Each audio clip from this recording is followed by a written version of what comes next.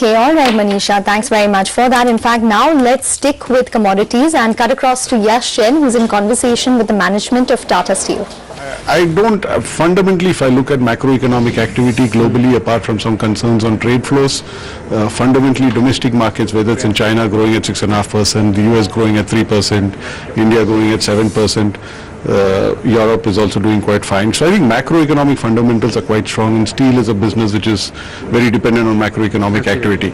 So I look at these as a little bit more unwinding of speculative positions rather than any fundamental change in demand growth across the world. And so I'm still a bit positive about it, and normally January to June is typically the strongest season for the steel industry globally. So we're looking forward to that. Let's see through December and see what happens in the next 6 months after that. Okay.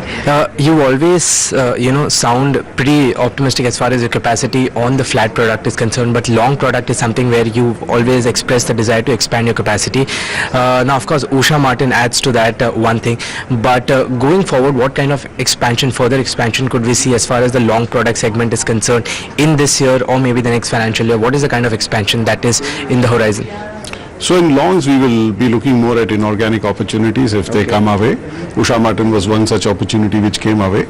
As I've said, if you look at the India capacity, basically a roadmap takes us to about 24-25 million tons today, including the Kalinganagar expansion and Bhushan Steel. Right. But in that 25 million tons, there's hardly 3 or 4 million tons, which is long products.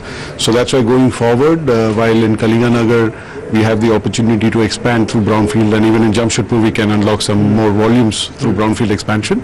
In organic growth opportunities, we will be more interested in long products going forward. Right. Not to name any companies, of course, but are there companies which are evaluating as far as, the long product segment is concerned right now for inorganic growth? Just now we are focused on Usha Martin. We want to complete the transaction over the next few months. Okay. Then we'll think about the next one. Okay. Speaking about the latest supplement to the company, of course, Bhushan, what is the kind of outlook which you have as far as that particular vertical is concerned? Strong growth in the second quarter, but do you see sustainability coming from that particular space? See, Bhushan has always been a good asset. We said that all along, and that's why it was the number one asset as far as our focus was concerned, number one target as far as our focus was concerned.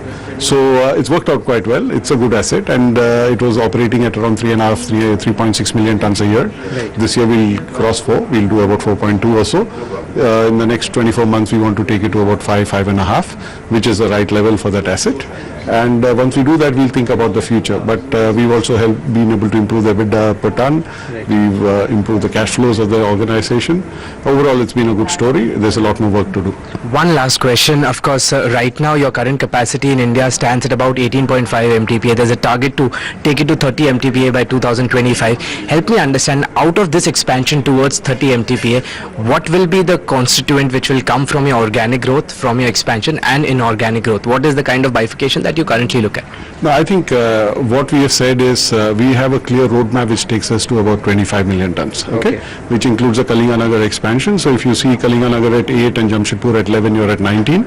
And if you add Bhushan at 5.5, you're at 24.5. And you add 1 million tons of Usha Martin, you're at 25.5, right? So between 25 and 30, we have possibilities in Kalinganagar. If once we complete the next phase, if the markets are strong and a balance sheet can afford it, we can certainly grow from 8 to 13 or whatever is the volume that we want. Right. So that runway is there. The other runway which is potentially available is any inorganic growth opportunities in long products. So these are, first we will complete the current phase, reach 25, right, and then we can easily go to 30 if the context allows us that. Thank you so much for speaking to us, sir. Pleasure. Thanks.